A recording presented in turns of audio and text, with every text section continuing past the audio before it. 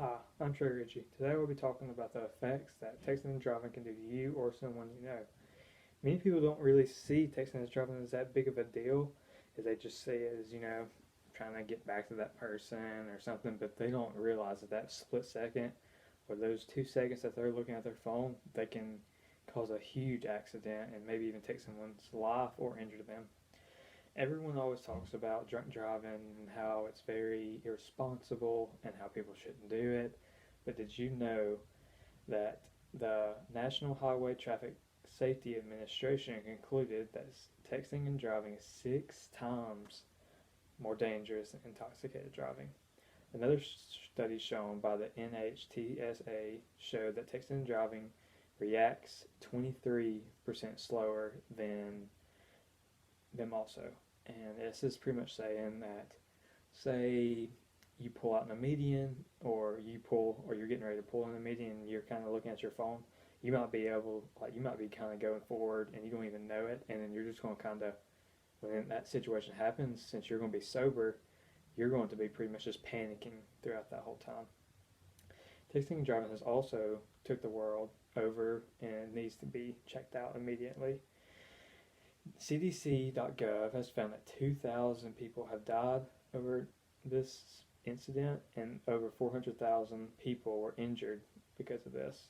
Car accidents can be caused by many things, but did you know that 1 out of 4 car accidents in the United States are because of texting and driving? And that's according to the National Safety Council. Some states are already kind of implementing laws and trying to slow down the rate of death and accidents that this is causing. And Arizona has a $100 fine for people that do this. That's for your first time violation according to AZ Central. And an extra $250 if you cause an accident. So say you're going to have that insurance up already, but they're going to go ahead and fine you $250 just because of what you did. And if someone was to have an accident where it was only them and they found enough proof that they was texting and driving, like say they said something was in their road but there really wasn't, but they actually found proof, there's many cars that will like be able to tell the enforcement that if they was texting and driving, their insurance would go up dramatically than what it already was. And many drivers don't see this as a big deal and don't realize the consequences because they're kind of blind to it pretty much.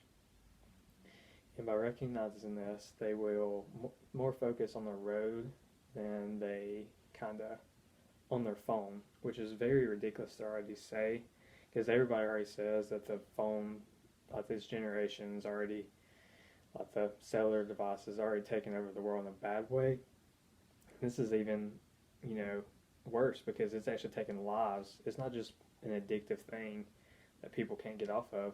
It's so addictive that people are having car accidents, where they should be focused on driving, but they're causing people their lives. And even Apple has tried to make a stop to this. And one of the newest updates that Apple had in iOS 11, they updated it would withhold once you kind of they knew you was in the car. Say your phone was connected to Bluetooth, or you was going down the road, and I know this because sometimes I'll be with my friends and it'll just say, "Are you driving?" And you actually have to go click buttons to make sure that you're not driving. But it will withhold all notifications. It will make it where some apps where it will it'll be like in driver mode, where you won't be able to really access it that well as you could if you was just kind of in your room or something. And I urge everyone to consider taking this action because it's causing people their lives. And it's ridiculous that more people think that drinking and driving is irresponsible, but nobody really talks about texting and driving, how irresponsible that is, and how many that can cause more accidents than actually drunk driving. That can actually cause harm to you because I know drunk driving, if someone's drunk and they're driving, most of the time they won't even die because their body is so relaxed and stuff. But when you're texting and driving, you're completely normal. You're going to tense up like you usually would, and it's causing people that are even doing this their lives. And I want to thank everyone that is listening to this speech, and I urge you all to take into consideration for your actions before you open your phone up while you're texting and driving, and keep more eyes on the road than your phone.